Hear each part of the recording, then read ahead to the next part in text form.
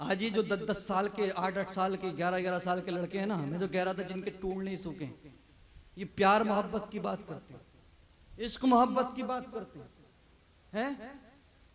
इतना गंदा और खराब माहौल हो गया है। ये छोटे छोटे से बच्चे इंस्टाग्राम और फेसबुक पर ऐसी ऐसी रील्स बनाकर डाल रहे हैं कि जिनकी ना बातें सुनने लायक हैं ना वीडियोस देखने लायक। अल्लाह 10-11 साल के हुए नहीं, इश्क की हवा लग गई, प्यार की हवा लग गई। थोड़े और बड़े हुए, माँ बाप ने पढ़ाई करने भेजा कि बेटा IAS बन के आएगा, IPS बन के आएगा, हैं? बेटा डॉक्टर बन के आएगा, बेटा आशिक बन के आ रहा है। ऐसा है कि नहीं? पक्का आशिक बन के आ रहा है। और आने के बाद ये कह रहा है अगर शादी उससे नहीं की मेरी तो नस काट लो। कोई कह रहा है कि अगर शादी करूंगा तो उसी से करूंगा वरना जहर खा लूंगा। अब्बा खुशफहमी में थे कि डॉक्टर बन के आएगा, इंजीनियर बन के आएगा, IAS बन के आएगा, लेकिन बन के आ गया आशिक। हमें ये जो आज जो 8-8 से 10 साल के बच्चे जो इश्क मोहब्बत की बात करते हैं ना, जो इश्क लड़ाते हैं, इनकी उम्र में हम लोग मिट्टी खाते थे। ऐसा है कि नहीं? हाँ, हमें पता भी नहीं होता था कि लड़की क्या होता है या लड़का क्या होता है। यही है ना। आज इसकी वजह क्या, रीजन क्या है? ये 10-10 साल के हुए नहीं, 11-11 साल के हुए नहीं, हद्दे बुलूग को पहुंच जाते, फिर ये कपड़ों से बाहर हो जाते, इन्हें पढ़ाई लिखाई से कोई मतलब नहीं, फिर तो रास्तों पे निकलते हीरो बन के, हैं? फिर तो रील देखो तो मोबाइल देखो तो हीरो बने घूम रहे हैं। इसकी वजह यह है कि रातों दिन इनके हाथ में जो डिवाइस है ना, जो मोबाइल है ना, गंदी रील्स देख रहे हैं, गंदी फिल्में देख रहे हैं, गंदी मूवीज देख रहे हैं, गंदी चीजें देख रहे हैं, इसलिए ये बेहयाई की तरफ जा रहे हैं। यही वजह है। बिना जरूरत घर में मोबाइल चलाने की जरूरत नहीं है। आज अगर घर में 13 लोग हैं ना तो 15 मोबाइल होंगे, 12 नहीं हो सकते। अमा हद तो ये हो गई, पहले के दौर में एक मोबाइल होता था। अगर बीवी बात करती थी अपने मायके से तो उसी अब्बा के फोन पे, यानी जो ससुर होता था उसी के फोन पे फोन आता था।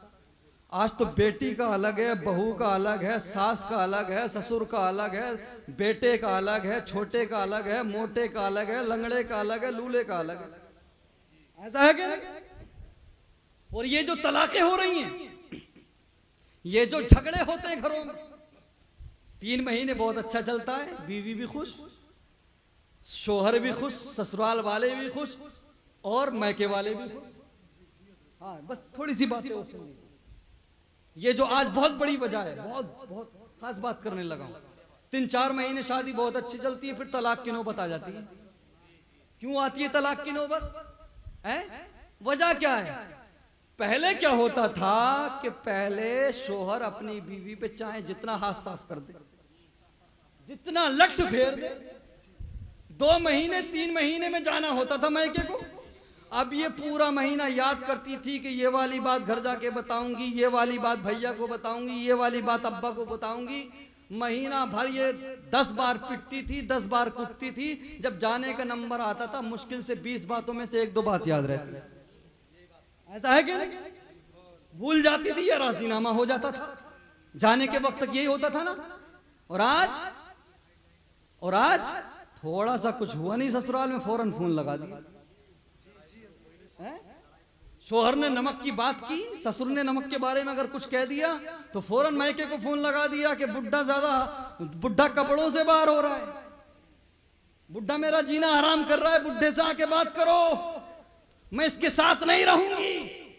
अच्छा, आजकल के साले जो होते हैं, जो रिश्ते में साले लगते हैं, हम भी किसी के साले, आप भी होंगे भाई।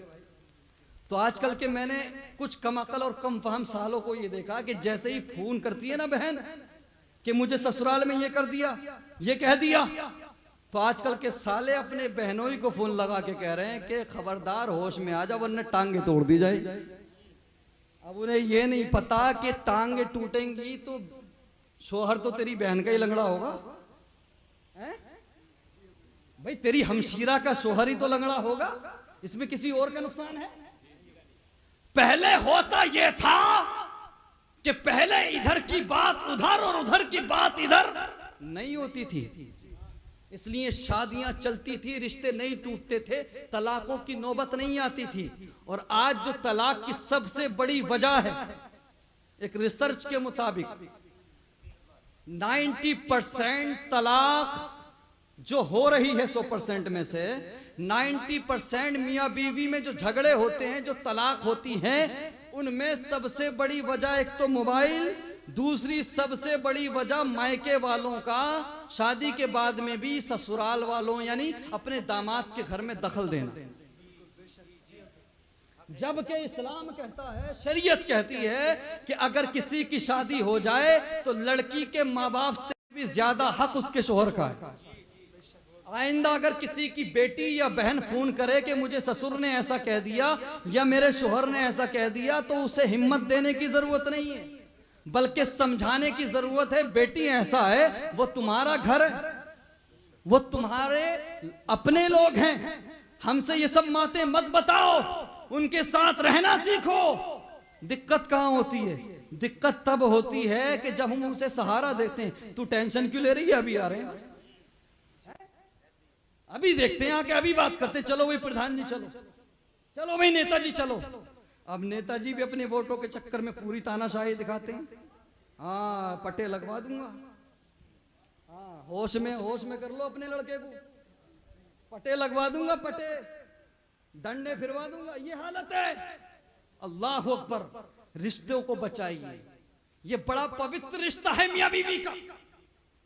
मैं ये कहता हूं कि बीवी के भी हुकूक हैं, माँ बाप के भी हुकूक हैं। ना सिर्फ बीवी के बनो, ना सिर्फ माँ बाप के बनो। माँ बाप के भी जो हुकूक हैं उनको भी अदा करो, बीवी के जो हुकूक हैं उनको भी अदा करो। और शादी के बाद में लड़कियों की जिंदगी में मायके वालों से बिलखुसूस, या हमारी बहनें हैं या बेटियां हैं, कहीं भी जाएं, समझ रहे हैं आप, या कहीं और से हमारे यहाँ आ रही हैं, तो उनके लिए जरूरी हो जाता है कि अगर वो चाहते हैं कि घरों में दिक्कतें ना आए, शादी में दिक्कतें नहीं आए शादी होने के बाद में जिंदगी में, तो बेहतर ये है कि आप समझाने की कोशिश करें, सहारा ना दें, झगड़े ना करें। और ये जो बात पे फोन आता है ना, पहले फोन का दौर नहीं था तो हजारों बातें तो ऐसी ढकी छुपी रह जाती।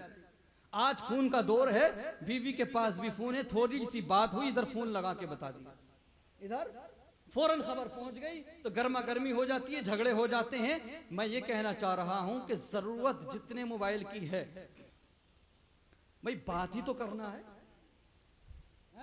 पहले दौर में क्या पूरा परिवार एक मोबाइल से बात नहीं करता था? करता था कि नहीं करता था? ऐसा ही था ना भाई। मुझे बताइए, लड़कियां या बीवियां या औरतें जो मोबाइल चला रही हैं, किस लिए चला रही हैं? उनके कोई कारोबार चल रहे हैं, बिजनेस चल रहे हैं? उन्हें यह पूछना है कि कितने का टर्नओवर हो गया, यह पूछना है कि गाड़ी कहां पहुंच गई, यह पूछना है कि हमारा ट्रक कहां पहुंच गया, यह पूछना है कि आज कितना मुनाफा हुआ कंपनी को? नहीं ना, कुछ नहीं ना। क्या है, ज्यादा से ज्यादा रिश्तेदारी से बात करनी है, बीवी है तो उसे अपने मायके से बात करनी है, खाला से बात करनी है, आपको अपनी ससुराल से बात करनी है। तो ये एक दो मोबाइल से हो सकता है कि नहीं? हाँ। और ये जो लड़के हैं, मैं जिनकी बात कर रहा था, 10-10, 11-11 साल के लड़के, जिनकी उम्र में हम लोग मिट्टी खाते थे, हमें शोर नहीं होता था, ये आज कपड़ों से बाहर नजर आते हैं। तो ये वजह मोबाइल है, इतने इतने बड़े मोबाइल। अरे इन नौजवानों को छोड़ो, आज तो वो बुढ़े भी जिनके मुंह में दांत नहीं, पेट में आंत नहीं, वो भी इतने बड़े मोबाइल लेके घूम रहे हैं। ऐसा है कि नहीं? बुढ़ों का भी वक्त नहीं गुजर रहा मोबाइल के बगैर। भाई ये मोबाइल ऐसी चीज है कि अगर इसका जायज इस्तेमाल करोगे तो इसके फायदे भी बहुत हैं, लेकिन अगर इसका गलत इस्तेमाल अगर करोगे तो इसके नुकसान इतने हैं कि जिसका हिसाब भी नहीं लगा सकते। इन नौजवानों की जवानियां बर्बाद हो रही हैं, इन लड़कियों की जिंदगियां बर्बाद हो रही हैं। मुझे आप बताइए, लड़की मुरादाबाद की, लड़का इलाहाबाद का है, कोर्ट मैरिज कर रहे हैं, कैसे मुमकिन हुआ? यही सोशल मीडिया, यही मोबाइल, यही फेसबुक, यही इंस्टाग्राम। लड़की बरेली की, लड़का मुंबई का, कोर्ट मैरिज कर रहे हैं साहब। कैसे मुमकिन हुआ? यही मोबाइल, यही डिवाइस, यही जिस टेक्नोलॉजी की बात करते हो, जिस तरक्की की बात करते हो, ये हमारे गले की फांस बन चुकी है।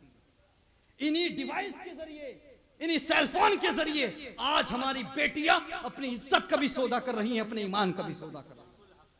जरूरत नहीं है बेटियों के हाथ में मोबाइल देने की या बहुओं के हाथ में मोबाइल देने की। उनसे कहो तुम्हें अगर किसी से बात करनी है तो मोबाइल हमारा मौजूद है, तुम्हें अगर किसी की तबीयत पूछना है तो हमारे मोबाइल से पूछो। और खबरदार उनको ताकीद करो कि घर में कुरान पढ़ना सीखो, घर में कुरान की तिलावत करो। अरे मुझे बताओ अल्लाह का अजाब नहीं आएगा तो क्या होगा? हम अल्लाह की रहमत के तलबगार बनते हैं, लेकिन रात और दिन हमारे घरों में सीरियल चल रही है, फहश फिल्में चल रही हैं, कुरान की तिलावत छोड़िए गंदी रील्स चल रही हैं। मुझे बताइए जिस घर में ना कुरान की तिलावत हो रही है ना अल्लाह का जिक्र हो रहा है, वहां पर अल्लाह की रहमत होगी?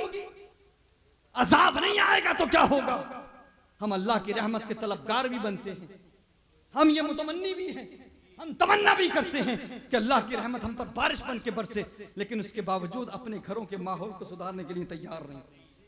अगर बेटियों के बेटों के ईमानों को बचाना है, ईमान की हिफाजत करना है, तो आज बच्चों को इस्लामी तालीम के साथ साथ इस्लामी माहौल भी दो, कुरान की तालीम से उनको आरास्ता करो, उनकी जिंदगियों को कुरान की तालीम से सजा दो। चूंकि जो दीनी तालीम हासिल कर लेता है, जो कुरान की तालीम हासिल कर लेता है, वो ये जान लेता है कि ईमान कोई सस्ती चीज नहीं, ईमान की अहमियत क्या है, ईमान की कीमत क्या है। वो अपनी गर्दन तो दे देगा लेकिन ईमान का सौदा नहीं करेगा। और आज वहाबी देवबंदियों से ज्यादा खतरनाक हमारे लिए मसला अगर है तो एक्स मुस्लिम का है। इस फितने इर्तिदाद से हमें सबसे ज्यादा खतरा है। हजारों लाखों की तादाद में मुस्लिम लड़कियों के साथ साथ मुस्लिम नौजवान भी इर्तिदाद का शिकार हो। हजारों, ये मुफ्ती नवाब अजहर साहब बैठे, इनसे पूछिए, हजारों मुस्लिम लड़के जो पहले मुस्लिम थे आज वो एक्स मुस्लिम कहला रहे हैं। ये जो कुरान जलाने की बात हो रही है ना स्वीडन में, ये जो कुरान जलाया आप जानते हैं ये कौन है? ये एक्स मुस्लिम, ये वैसा ही है हमारे माहौल से निकला हुआ। क्योंकि हमारा माहौल इस्लामी नहीं रहा, हमारा माहौल, हमारा घरों का जो माहौल है वो इस्लामी नहीं है, बल्कि हमारे घरों में मगरबी कल्चर है, मगरबी कल्चर। आज इन नौजवानों को बंदिशें पसंद नहीं है, इनको आजादी पसंद है। ये आजादी इस्लाम नहीं देता है, ये इस्लाम नहीं बल्कि मगरबी कल्चर देता है। ऐसे ही माहौल से निकला हुआ वो है।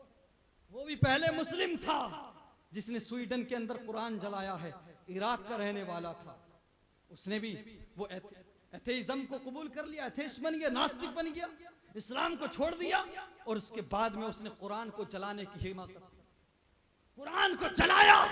वो भी मुसलमानों की पवित्र त्योहार ईद के दिन उसने कुरान को जलाने की जुर्रत की हिम्मत की। अल्लाह अकबर। हम हुकूमत हिंद से ये मुतालबा करते हैं और जो इख्तिदार में लोग मौजूद हैं और फॉरेन मिनिस्टर से सोशल मीडिया के माध्यम से हम ये गुजारिश करते हैं कि ऐसे मुल्क के साथ में राब्ते, तमाम सिफारती राब्ते खत्म किए जाएं, सिफारती ताल्लुकात खत्म किए जाएं।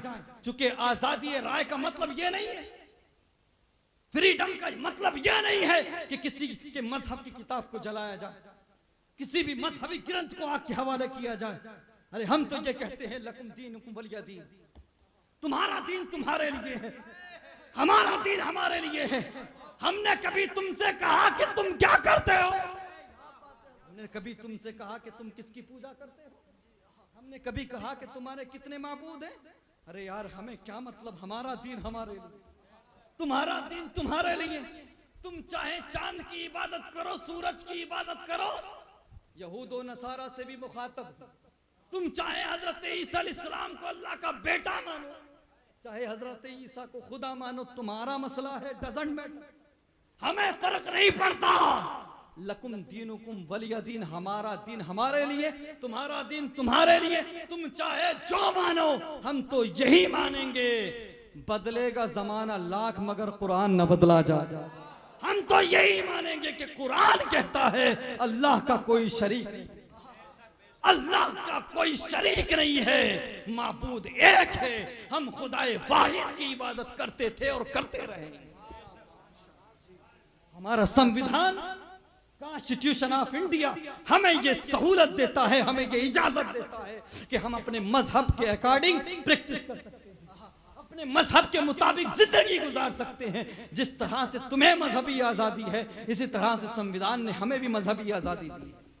और ये जो यूनिफॉर्म सिविल कोड की बात हो रही है, साथ ही साथ में इस पर भी कहना चाहूंगा, और मैं उन लोगों से भी कहूंगा जो पार्लियामेंट में आज हमारे नुमाइंदे बनकर बैठे हैं, ये 10-20 गूंगे तो इधर के ही हमारी तरफ के। हाँ, ये विधायक जी बस वोट लेने के, ये नेताजी बस वोट लेने के हैं। कल को तुम्हारी गर्दन पे भी अगर खतरा हो जाएगा ना, कुछ भी हो जाएगा, बोलेंगे नहीं भाई। हम ये नहीं कहते कि आप उन किसी को उकसाइए, लेकिन कम से कम आप अपने हक की बात तो कर सकते हैं, अपने राइट के लिए तो लड़ सकते हैं। सिर्फ वोट लेने आते हैं, आगे को जो नेता वोट लेने आया करो उनसे ये कहा करो कि हमारे राइट की, हमारे हुकूक की हिफाजत कौन करेगा, असेंबली में या पार्लियामेंट में। अगर पार्लियामेंट और असेंबली में जा रहे हो और हमारा वोट चाहिए, तो तुम्हें नामों से रिसालत पर भी बात करना होगा, तुम्हें मुसलमानों के हुकूक की भी बात करना होगी। शर्म आना चाहिए।